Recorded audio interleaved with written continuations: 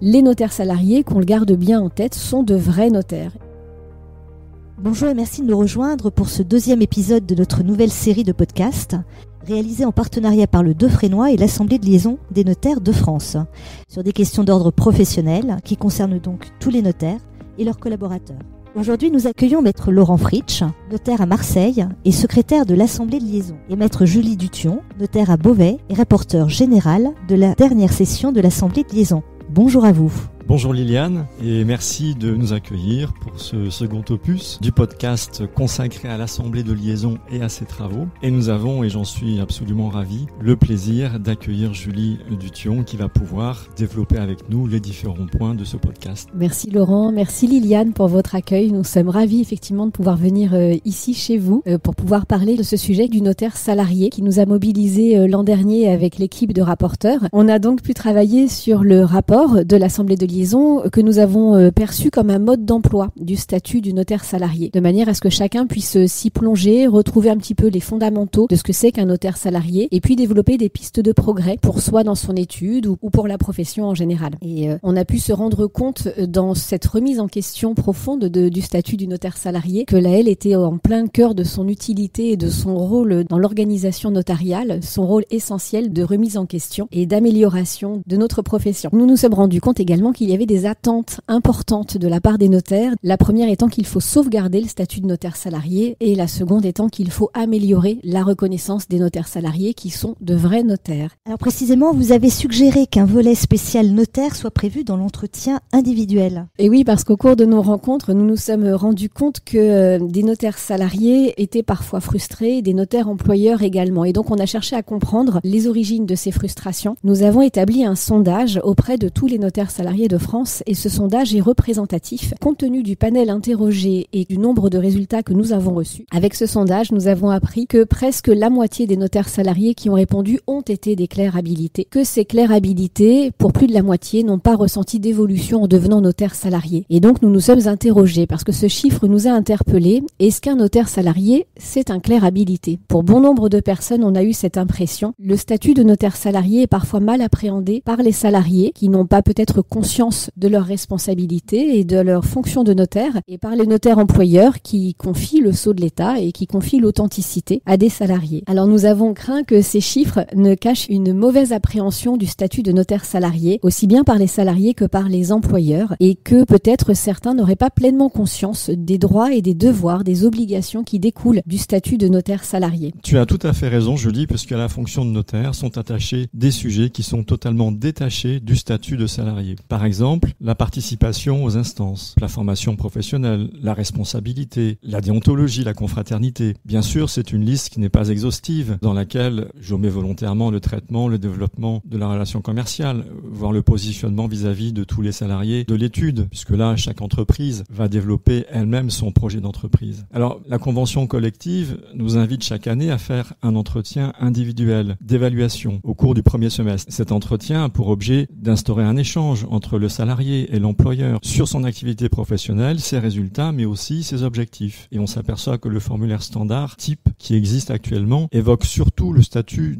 de salarié, mais pas du tout celui de notaire. Et donc nous sommes convaincus que le notaire salarié n'est pas un salarié comme les autres. Et il faut que les aspects de déontologie, de confraternité, de participation aux instances y soient évoqués, ce qui n'est pas le cas aujourd'hui. Voilà, et donc nous avons proposé avec l'équipe que l'entretien annuel du salarié, du notaire salarié, soit complété d'un volet spécial notaire qui aurait trait justement à ses qualités propres au notaire salarié. Cette proposition a été validée à 80%. Lors du congrès de l'AL, nous avons transmis au CSN un modèle d'entretien spécial notaire. Ce modèle peut être utilisé d'ores et déjà par chacun des notaires qui nous écoutent. L'idée étant chaque année de faire le point avec son notaire salarié sur les aspects typiquement notaires de son statut et de permettre de dresser un bilan et de fixer des objectifs. Donc un bilan de l'année passée, des objectifs pour l'année à venir en nombre d'actes authentiques. Un notaire salarié étant censé délivrer l'authenticité et signer des actes authentiques, eh bien nous pouvons faire le compte des actes authentiques qui ont été signés ou qui devront l'être dans l'année future. En termes d'enseignement, un notaire dans sa déontologie a une une vocation d'enseignement et il doit enseigner également. En termes de formation continue professionnelle, les notaires salariés, comme tout notaire, ont une obligation de formation continue. Et donc, ça permet de faire le point sur cette obligation de formation pour savoir si elle est correctement complétée par le notaire salarié, ce qui relève tant de sa responsabilité que de la responsabilité de l'employeur. Ce modèle d'entretien devra également évoquer les questions des inspections, puisque les notaires salariés peuvent être et seront certainement inspecteurs dans leurs instances, et aussi leur mission et leur mandat dans les instances. Ce questionnaire spécial notaire vise à faire prendre conscience aux employeurs que leur salarié est notaire et qu'il doit respecter ces éléments de la déontologie, et doit faire prendre conscience également aux salariés qu'il fait partie d'une profession et qu'il doit également respecter la déontologie et les engagements. Vous appelez par ailleurs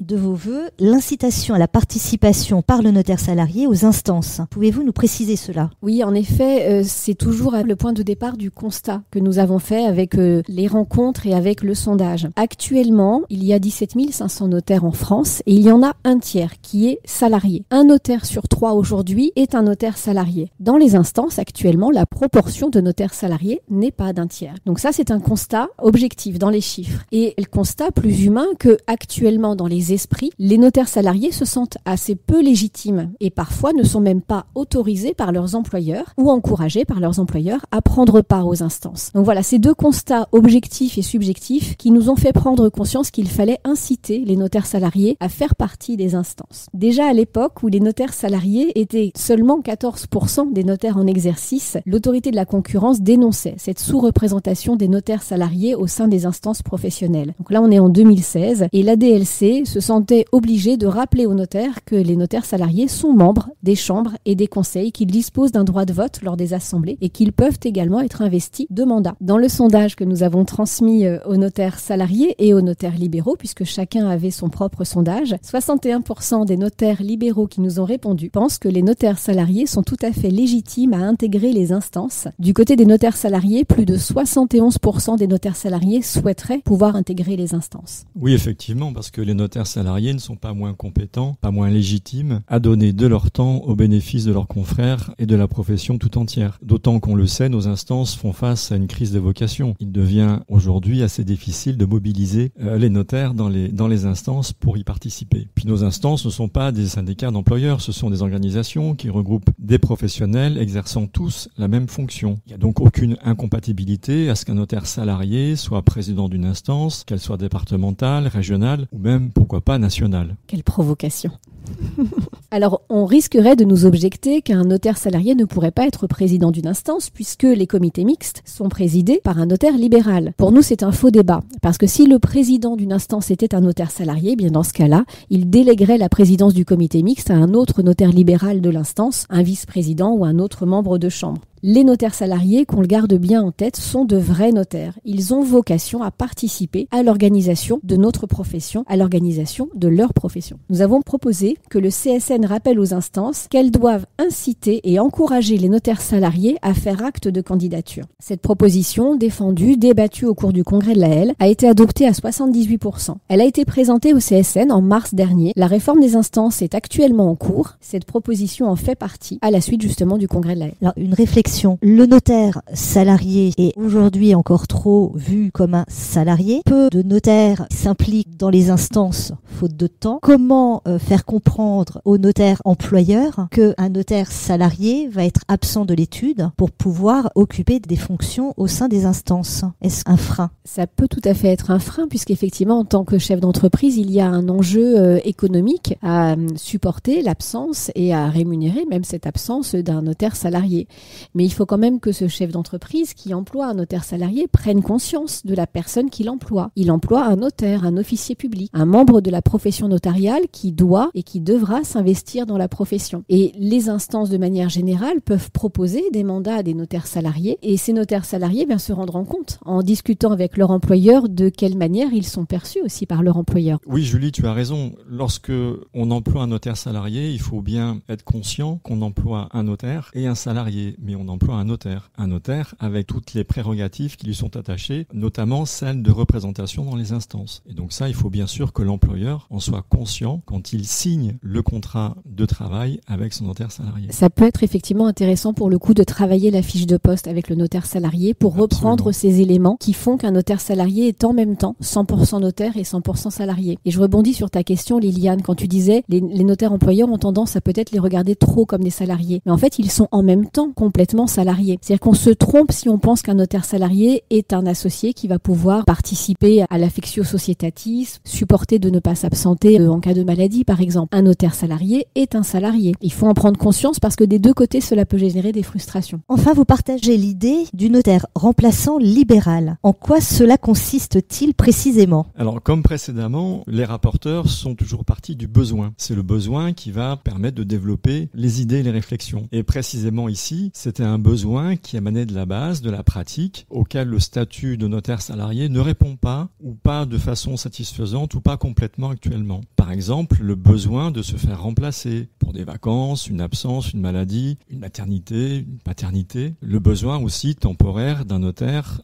supplémentaire dans l'étude, parce qu'il y a un surcroît d'activité. Le besoin ou l'envie d'exercer la profession de notaire sans avoir une étude à gérer, sans chercher à gagner, à accroître, fidéliser une clientèle ou même les collaborateurs. L'envie ou le besoin également de prendre de l'expérience, d'observer les différentes organisations, les différentes tailles et formes d'études. Et donc c'était deux nouveaux statuts à imaginer, à créer, le statut de notaire remplaçant libéral, puis également imaginer le notaire salarié d'une instance. En effet, quel notaire peut exercer son métier avec la certitude de ne jamais s'arrêter ? Un notaire ne pourrait-il pas imaginer de prendre plus de 15 jours de vacances, voire plusieurs mois, ou tout simplement décider de travailler moins ? Est-ce qu'il est concevable d'imaginer que la pérennité d'une entreprise repose uniquement sur une seule et même personne ? Est-ce qu'il est également aussi concevable que la continuité de la mission de service public repose également sur une seule et même personne ? Et tu as raison, Laurent, pour répondre à ce besoin de se faire remplacer, si on emploie un notaire salarié à l'année, qui va du coup être mésemployé la plupart du temps, mais ça génère forcément de la frustration. D'où effectivement l'idée d'aller chercher du côté du notaire remplaçant ce qu'on pouvait y travailler. Il faut savoir de quoi on parle, c'est différent de la substitution qui existe actuellement, qui peut se faire de manière ponctuelle. On peut remplacer un confrère, mais ça nécessite d'abord qu'on soit déjà un notaire en exercice avec déjà sa propre étude à gérer, et c'est un remplacement qui est ponctuel et gratuit. C'est différent également de la suppléance, puisque ça nécessite encore une fois que le notaire qui remplace soit un notaire titulaire de son étude et qui a déjà son étude à gérer. La suppléance nécessite un jugement. Le RPN qui vient d'être adopté par nos instances nous parle du remplacement du notaire. Et en évoquant la question du remplacement du notaire, elle permet d'avoir un notaire qui va rester un petit peu plus longtemps que ponctuellement en ayant une rémunération. Mais on est toujours sur le cadre d'un notaire qui a sa propre étude à gérer et qui va accepter d'aller remplacer un notaire qui a besoin de s'absenter. Donc il y a pour ce remplacement dans le RPN un cadre, un contrat type qui va être mis en place pour encadrer la mission et la rémunération. Nous, ce dont nous parlons, c'est d'un autre statut. Ce serait un notaire dont le seul métier, c'est d'être remplaçant. Donc pas un notaire qui a déjà son étude à gérer, mais un notaire qui va intervenir comme remplaçant dans d'autres études. Et cette manière d'exercer la fonction de notaire, on la voit comme un professionnel libéral. Donc nous avons regardé du côté des professions médicales et du côté des pharmaciens pour voir ce qui se faisait dans leur profession. Le remplacement existe, le remplacement est possible. Et si le service de la santé accepte la notion de remplacement, il ne fait aucun doute que la fonction de notaire puisse accepter la notion de remplacement. Nous avons proposé que soit créé un arrêté de nomination spécifique au notaire remplaçant libéral. Donc un notaire qui exercerait sous la forme libérale, qui prêterait serment en qualité de notaire auprès du conseil régional ou de la chambre interdépartementale d'exercice. Donc on a imaginé que ce statut de notaire remplaçant libéral soit limité à un ressort géographique régional ou interdépartemental. À l'Assemblée de liaison, nous ne sommes pas les seuls à y avoir pensé. Précédemment, le CSN avait déjà rendu quelques rapports sur la question. L'Union nationale des notaires employeurs s'est également penchée sur cette question-là et y a consacré son congrès en 2023. Nous avons fait cette proposition au congrès de l'AL. Cette proposition a été adoptée à 71%. Cela semble une bonne idée. Le CSN, effectivement, y travaille déjà depuis un moment et va continuer à y travailler. De concert avec la direction des affaires civiles et du Sceau pour que le statut de notaire remplaçant libéral puisse voir le jour prochainement. À l'AL, nous avons donc analysé les statuts de médecin remplaçant et de pharmacien remplaçant pour imaginer le cadre et les contours du notaire remplaçant et aussi pour prévenir certains risques. En 2021, il y a même eu la loi RIST qui avait pour objet de lutter contre les excès et la pratique des médecins qui étaient dits mercenaires, remplaçants à vie. Donc à l'AL, nous avons pensé qu'il serait judicieux que le ressort géographique d'exercice soit la région et que la durée d'exercice du notaire remplaçant libéral soit limitée dans le temps. Je suis diplômée notaire, je peux horodater sur ce nouveau statut, c'est ça l'objectif ? Je pense pas que ça prendrait la voie d'un horodatage. J'imagine qu'effectivement il y aura un dossier à présenter pour une prestation de serment dans le ressort du conseil régional ou de la chambre interdépartementale. En tout cas, l'idée c'est que je postulerai sur ce statut de notaire remplaçant libéral. Oui, effectivement, et qu'une fois nommé avec un arrêté de nomination spécial et probablement temporaire, que les instances puissent avoir un contrôle aussi sur le notaire remplaçant. Et après, il y aura le cadre qui va être mis en place par le CSN pour savoir effectivement quelles seront les missions, les lieux d'exercice. Un notaire remplaçant libéral, a priori, aura le choix du lieu d'exercice de son remplacement. Donc il pourra peut-être lui-même choisir les études dans lesquelles il irait remplacer. En tout cas, il serait à notre sens indispensable qu'il soit responsable des actes qu'il va signer, puisque le notaire remplacé ne peut pas garder la responsabilité des actes qui vont se signer pendant qu'il n'est pas là. Ça impliquerait qu'il souscrive sa propre assurance à ce moment-là. Certainement qu'il aura sa propre assurance. Alors comme tout notaire qui prête serment, il aura l'assurance collective du CSN qui se mettra en route, mais effectivement, il aura sa propre responsabilité par rapport à ces actes-là et il ne pourra pas faire concurrence au notaire remplacé. Ça nous semble également un préalable indispensable pour que les notaires acceptent le principe d'être remplacés dans leurs études. Et au niveau de la rémunération, comment ça se passerait ? Plusieurs hypothèses sont possibles. On peut imaginer une grille en fonction peut-être des salaires de la convention collective. On pourrait imaginer une part de rémunération du chiffre développé par l'étude pendant ce temps-là. On pourrait imaginer une grille tarifaire à la prestation. Plusieurs choix sont possibles. Le notaire remplaçant viendrait remplacer un notaire dans son étude, aussi bien en sa qualité de notaire qu'en sa qualité de chef d'entreprise. La continuité de service public, c'est aussi la continuité de gestion de l'entreprise notariale. Et qu'en est-il des notaires salariés d'instances locales ? Le lien, effectivement, est tout à fait là avec le notaire salarié, c'est-à-dire que quand on imagine qu'un notaire remplaçant exerce sous la forme libérale, on se demande pourquoi est-ce qu'il ne pourrait pas être également salarié. Et donc, on a commencé à réfléchir à l'hypothèse d'un notaire qui serait salarié d'une instance, donc le statut de notaire salarié tel qu'on le connaît actuellement, mais pour lequel l'employeur serait non pas une étude, mais une instance interdépartementale ou régionale. Donc, on a réfléchi effectivement au statut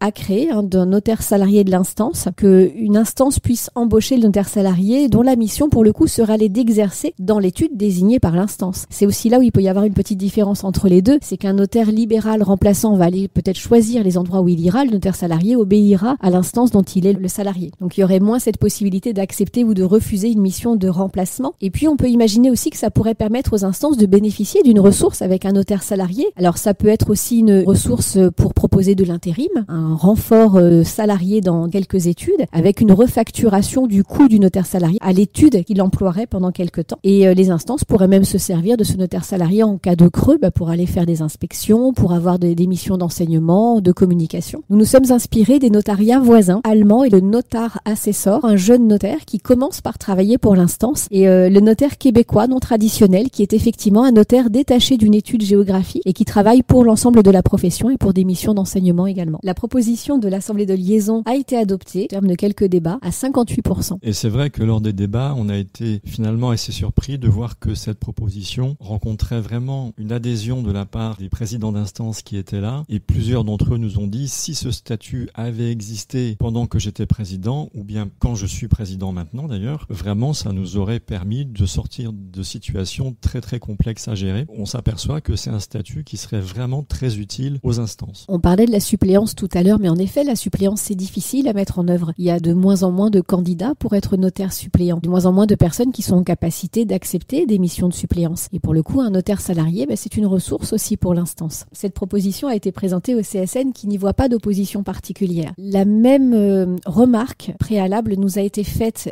pour le notaire salarié de l'instance et pour le notaire remplaçant libéral. La même problématique dans les deux cas, c'est de pouvoir détacher le notaire de l'étude géographique. Il y a une difficulté dans les textes, il y a une difficulté dans la conception même d'exercer la profession de notaire. À suivre donc sur tous ces sujets. À suivre. En tout cas, merci à vous et à très bientôt pour le prochain épisode. Merci Liliane. Merci, au revoir.